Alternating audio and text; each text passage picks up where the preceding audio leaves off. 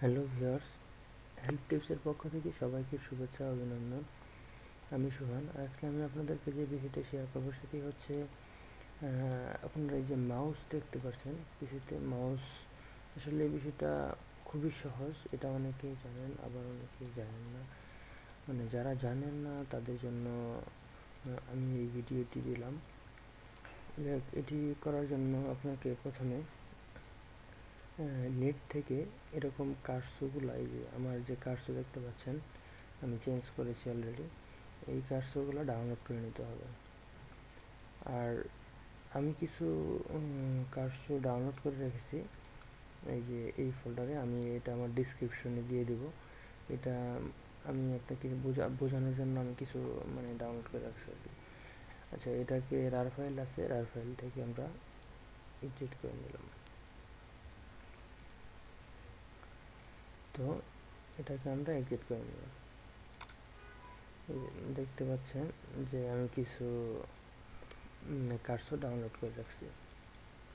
এই কার্সোগুলা আমাদেরকে এটা করতে হবে, কন্ট্রোল প্যানেল গেলেন, কন্ট্রোল প্যানেলে গিয়ে অল প্রোগ্রাম থেকে কন্ট্রোল প্যানেলে গেলেন।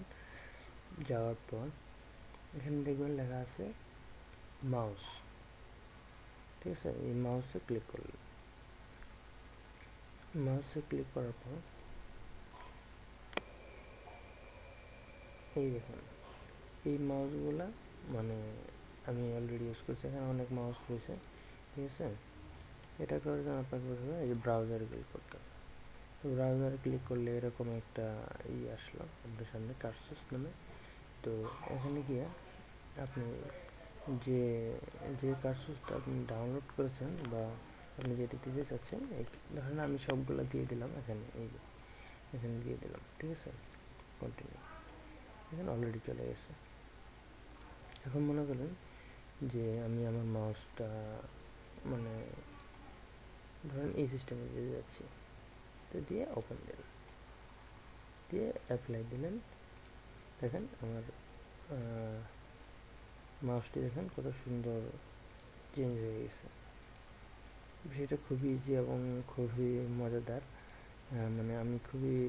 আমার খুবই ভালো লাগছে। তো বিষয়টা আশা করি সকলে বুঝতে পেরেছেন। আর আমি আসলে খুবই নতুন, আমি আপনাদেরকে হয়তো বা বোঝাতে পারি না পারি। আপনারা অবশ্যই সবাই কমেন্ট করে জানাবেন।